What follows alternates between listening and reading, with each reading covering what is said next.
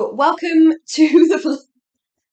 I was trying really hard there to not say welcome back because I just feel like at this point, the amount of people that say welcome back to my channel at the start of the videos, it's just like noise at this point, right? Does it actually mean anything? You are welcome back, but I'm not going to say you're welcome back. But anyway, welcome, hello to the Play Philosophy and to me, Rachel. Um, no idea what I came here for now. Still haven't recorded the jingle sort of intro audio for this YouTube channel yet, but didn't want to stop that from achieving my goal, so here I am. Welcome to the Play Philosophy. So a few weeks ago, I shared my first YouTube video where I was talking about how to stop feeling like such a quitter. And I will share the link to that in one of these corners that it will appear. Go watch that video. It was really just me talking through all of the things that I have tried and failed at in my time on this earth, and how I've come to view myself as inconsistent over the years. And I share in that video a just like fundamentally incorrect assumption about what it means to like succeed or achieve at a goal. So if you haven't watched that video, go ahead, watch it, get yourself all fired up, just like ready to defy what we have come to know as the way that we should be achieving our goals. Because in this video, I'm going to share some of the things that I now do to help myself achieve my goals in a very inconsistent way, because the word consistency is an icky word as far as I'm concerned. And you don't have to do things consistently to still be successful. Two things before we dive into the video. The first one is, in a interesting twist of fate, since I recorded the last video, I actually got diagnosed with ADHD, which puts a whole new frame of reference and lens on my life in a very positive manner. Still processing, figuring that out, but I tell you that because it has really given me just an extra, like, fiery rocket of to wage a war against the idea of, like, what it means to be consistent, because I have never seen myself as a consistent person, and I feel like I have been, whatever this is, waging a war in my own head about how I can be successful, how I could possibly ever be successful if I can never just do something for a consistent period of time. And that diagnosis for me has really just made me go, hold the phone. I am not wired that way. So why have I been wasting this time trying to do it in that way? So I tell you that to say that whether you've got ADHD, whether you've not got ADHD, if what I'm talking about now resonates with you, you are in the right place, and let's find a way that we can achieve our goals that doesn't feel like we are fighting ourselves every single day.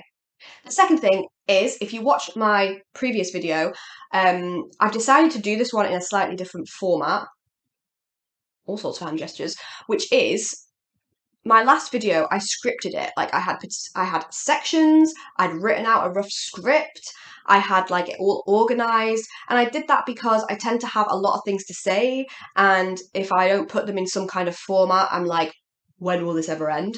However, personally, I looked at it and thought, there's a little bit more Rach I could inject into that. So I'm following a different format in this video where I'm just going to talk, see what comes out of me, hopefully put it into some kind of structure. So let me know in the comments which you prefer, whether you prefer the format of the first one or the second one or somewhere in between.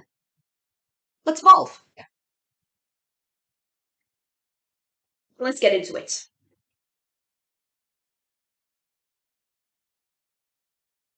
So in this video, I'm going to talk through 4 ways you can achieve your goals without having to be consistent, leaving the ickiness of the word consistency behind. And I'm going to share it through an example of something that I've worked through this year, because this, I have by no means cracked the code to this one.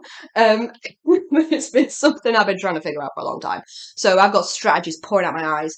So I'm going to tell it through an example of something that I have reworked, or a goal that I reworked for myself this year, into a must be consistent to a we can achieve this in a free-flowing manner. At the start of this year, I decided that I wanted to be more consistent with how I write. So I've been writing a blog. I say writing a blog. I've had a blog for 3 years, which I very inconsistently will write content for. When I was self-employed, some of that was content that was leading towards like my coaching services, trying to help people solve problems in specific things. Now I'm back in employment and I've got less pressure for my content to like, oh, how's this going to make me money? I just free flow and do whatever I feel like. So I set a goal with myself because I thought, writing something I really enjoy, something important to me, is something I want to get better at. So at the start of this year, I set a goal for myself in that I would write between 3 and 6 articles a month. I would track, like, I would track the time that I spent doing the writing. And in my second point, I'll come to how I did that because it is important.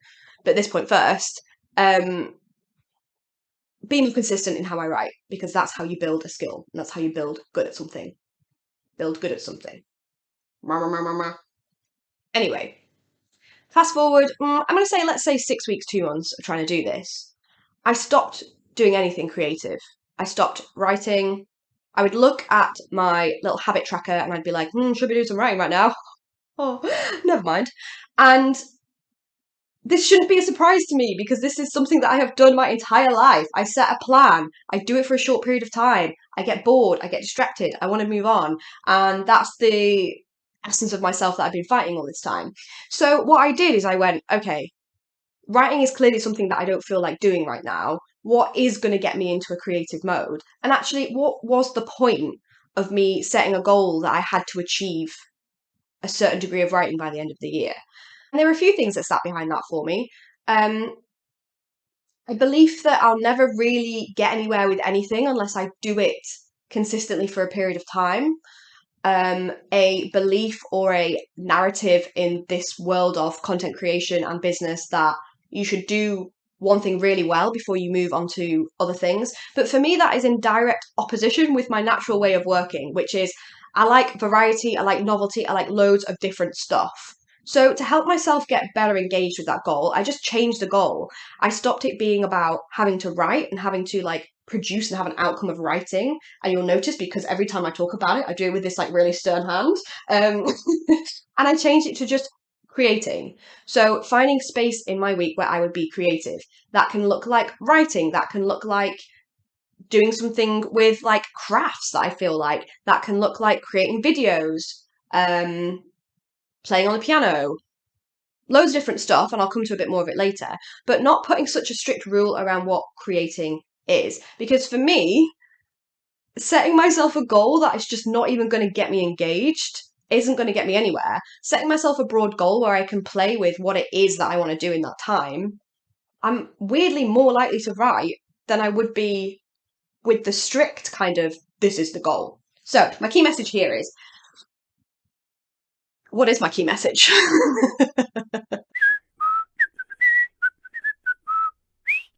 So my key message here really is if you are fighting yourself for being consistent or if you're not engaging with a goal that you have set yourself, change it up, broaden it out and just think about what is it that you're trying to give yourself or bring to your life by achieving this goal? And are there other ways that you can get that same thing that aren't so narrow and strict?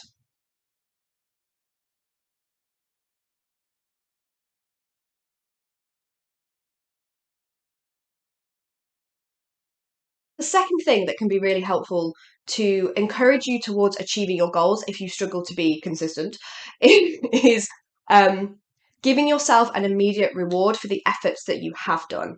So not only does that give you a sense of accomplishment, but it also helps you track your efforts over time. And if you're anything like me, you're used to this narrative of like, oh, I'm not doing enough, I can't achieve enough, it's not consistent enough, then we forget all of the wonderful good stuff that we do. So I've been doing this for about 3 months now with Lego. Ta-da! Hello. I will put some links into the comments because I've written some articles about setting yourself up doing this and some reflections on doing this. But essentially what I do is each colour block represents a habit for me. So yellow is walking, purple is creation, it was writing, but after what I said before, I changed it to creation. Green is reading, red is chores, pink is exercise.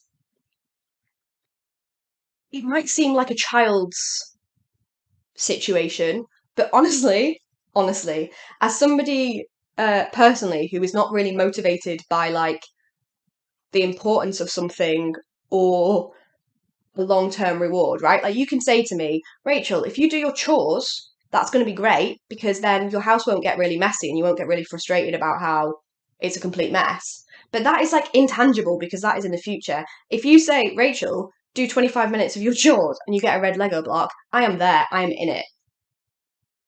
If it works, it works. So give yourself a reward system. Not only does it help encourage you to get motivated, but it also helps you see all of the pieces of time that you've put into your week towards achieving your goal.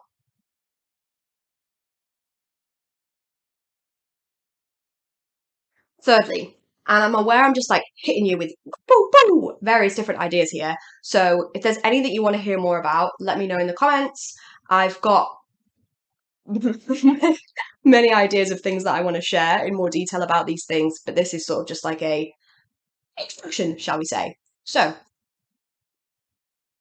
my next tip, idea, thought is to track the things that you start. So I've always had a struggle with the fact that I have a million gazillion ideas and I put them into a Notion or I put them in a notebook or I put them somewhere and then will any of them ever come true? And how do I put them and how do I track them? And then you end up with a long list of stuff that you feel like you failed at because you never got started or you only half did it. So track the things that you start. And this, interestingly, is something that came out of one of my creative time that I just felt like doing. The ideas tree. Hello. You can do this in whichever way works for you, obviously. But this is my ideas tree. So what I do is when I have started something, I write it on a leaf and I add it to the tree. So only things that I've started go on that tree. Originally for me, it was going to be all my ideas, but then I just ended up with a shitload of leaves that I was like, where do I even start? This, for me, is a visual reminder of all of the projects that I have started and that are half done in a positive way, because the more leaves are on the tree, the better the tree looks. And it feels like, whoa, just like not a lot of pressure to have to get it all done. So, for example, I've got on here, oh, hello, the first one here, how to be consistent or not with your goals YouTube video. Live, here we are, that one's happening. What else we got? Creating a plush toy of Mr. Gruff. I'm currently sewing my inner critic. That's some article, playful date ideas. That's been on there for about 3 months. Writing a book. That's also happening. Made quite good progress with that. What else we got? Yeah. So basically, the things that I've started go on here. Oh, writing intro music for my YouTube video. I forgot about that. It's a good visual reminder of the things that you started, and there's just something really satisfying about looking at it. There's something really satisfying about taking off a little leaf when it's done. I haven't actually figured out where to put the done ones yet. If you've got any ideas, let me know. But yeah, I'll put it like this. Oh no, you can see the uncovered bottom. Voila. Key message. Celebrate the things that you have started, put it in a visual format. You might want to put it in a list. It's up to you. You don't have to create a whole tree. I just really enjoyed the process of doing this. But keep it visual, celebrate the things that you start rather than things that you have accomplished, and also keep track of all of your amazing ideas or hobbies or things or goals or things that you want to have in a fun way.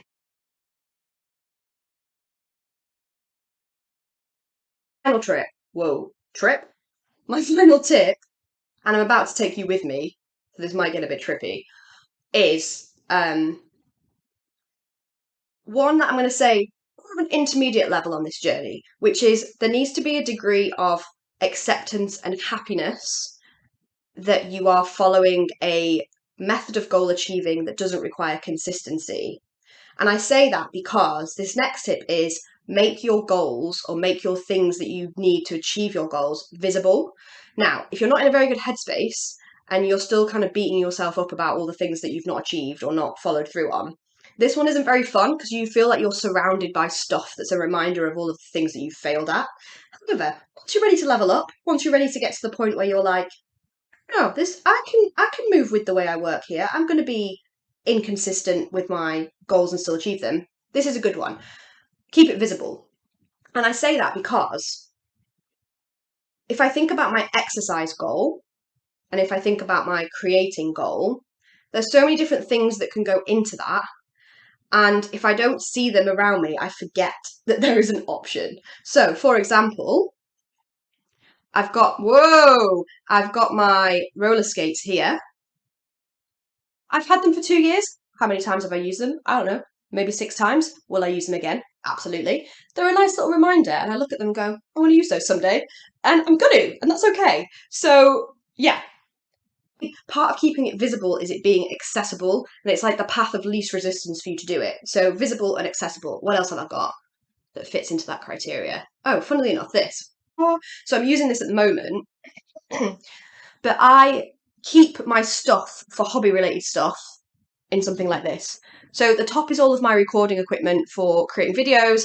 The middle is just like notebooks with different ideas and other stuff in. And the bottom is crafty stuff like foam, clay, toilet roll tubes. The point is, it's really easy to access and it's really visible. So if I feel like doing something creative, it's there.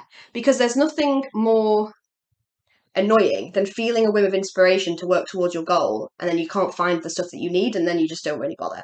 Key message on that one really is if you want to provide more of like a chance and more of an opportunity for you to pick up that hobby or pick up that goal, make it visible, make it accessible. It seems like such a small thing, and I appreciate that I'm really fortunate that I have a whole office and a space to do that for myself, but it just gives you the path of least resistance. So when you're feeling ready to work towards it, when you want to do something, it's there, you can get it out, bish bash bosh, achieve them goals.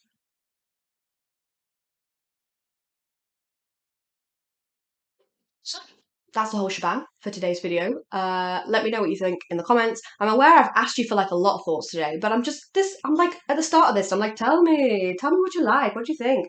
So just to recap, and you don't have to comment on all of these, but a few things that I'm interested in knowing. Do you prefer this format versus the first video, which was a bit more structured and professional, although I was like in my pajamas with my hair in hair dye at one point, so see where you sit on that.